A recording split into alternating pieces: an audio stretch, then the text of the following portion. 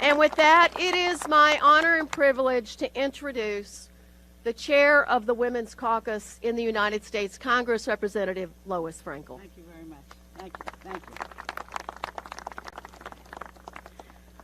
Well, I chair a caucus that is full of mothers and grandmothers like myself. And I want to just thank the dads here, the great fathers that are here with us. Look, we're here standing up for our kids over guns, the number one killer of our youth.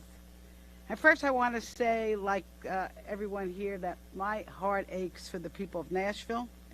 The searing pain being felt by the parents, the grandparents, the spouses, and the friends is unimaginable for most. Once again, the act of a disturbed shooter with an automatic weapon has severely and alterably changed the lives of innocent people.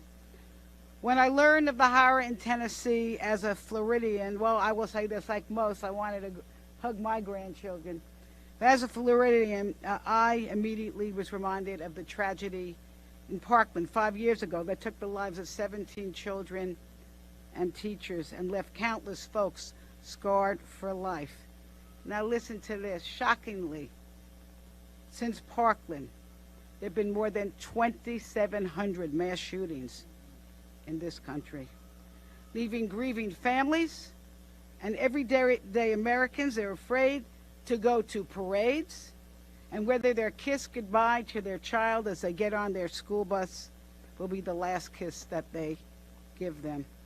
You know, and I remember just after the Parkland shooting, I visited a family where a first grader, she had just returned home from her first day in school, and her mother said, "How was school today?" And she said, "It was terrible."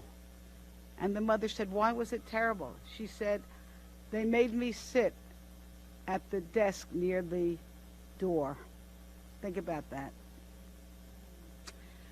My son, Ben, who is the father of my grandchildren, was an artillery officer in the United States Marines, and he will be the first to tell you that we don't need military-style weapons on the streets of America. So I am so proud to echo my Democratic colleagues in asking the Republicans actually to join us on gun violence legislation and say again, enough is enough. And I'll tell you what, I'll fight like hell as a grandmother to get that done.